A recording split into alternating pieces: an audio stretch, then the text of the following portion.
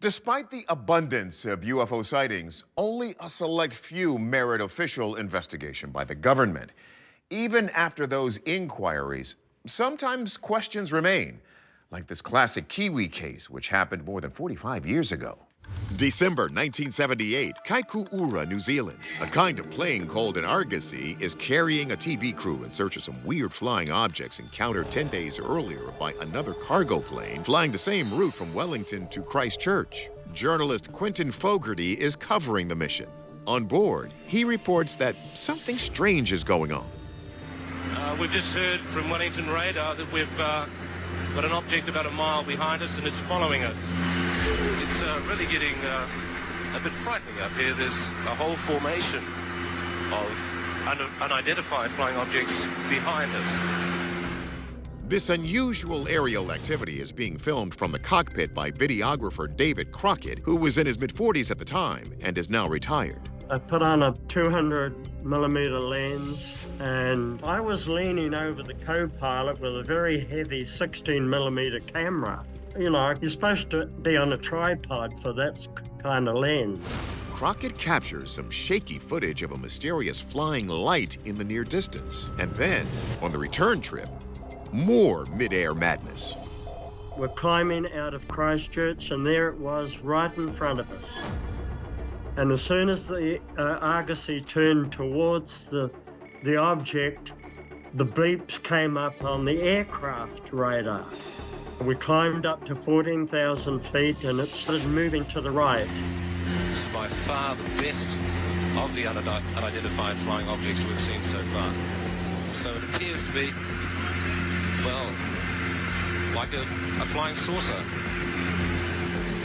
In a single frame of film, Crockett captures what looks like an ampersand-shaped trail from the object. The footage is taken seriously enough that once the plane lands, the New Zealand Defense Force starts investigating. Journalist MJ Benaya says they proposed some theories for what these Kaikoura lights could be. The government speculated that this could be reflections of squid boats on the water. Fishing boats turned out to be the explanation in a story we previously brought you about strange lights filmed from the International Space Station. They also suggested that this could have been essentially Venus, the planet, rising in the night sky. Others think that these strange lights may have had a more covert origin.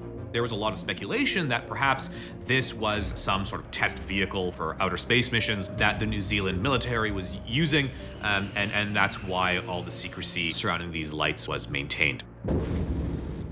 Now, 6 years earlier, there was another mysterious incident in the area. In 1972, a Kaikoura Coast resident reported seeing 3 similar hovering rays of bright lights going from right to left across the sky. Could they be the same ones seen in Crockett's video? Let's let our experts shine a light on this Kiwi conundrum. First, astronomer Mark D'Antonio explores why this object looks the way it does. You couldn't really get a very steady shot because the plane's always bouncing around. That will probably cause some of these objects to be blurred. Sometimes that orangey trace looks like a spot, sometimes it looks like an elongated object. Since the quality of the film makes it hard to get a good look, Rich Hoffman of the Scientific Coalition for UAP Studies considers the theory that this could just be scrambling squid boats. Think about a squid boat being in the water, and a plane probably up, several thousand feet, and the object was moving at 207 miles an hour. I don't know of any squid boats that move at 207 miles an hour. So if this isn't a boat in the sea, and Wellington Radar Control Tower operators confirmed that there were no other clearances for air traffic at all in the skies that night, could we be looking at a secret Cold War-era military aircraft flying through the night sky? If you have a radar signal being transmitted up and it bounces off of something solid, that's a pretty good indication that there is something solid there. And you're talking about a relatively slow type of craft when you're talking about 207 miles an hour.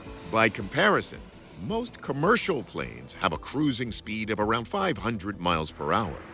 So that seemingly rules out military aircraft. Then what about the theory that this could be a planet like Venus? Well, D'Antonio has done some research and has made a discovery. What I've done is I've set up a planetarium program to look at the New Zealand terrain exactly at that time of night when they were flying around. Now, Venus is either an early morning riser or it's an early setter at sunset. It's never gonna be visible in the middle of the night like this. But lo and behold, here's Jupiter right there, just rising at this exact time they were flying.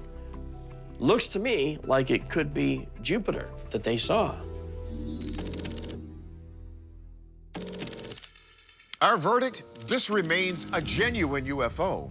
D'Antonio's theory that it's Jupiter is intriguing, but think about it. We know something was spotted on radar, and New Zealand officials say this object remains unexplained. If there were such a simple explanation, they probably would have said so, right?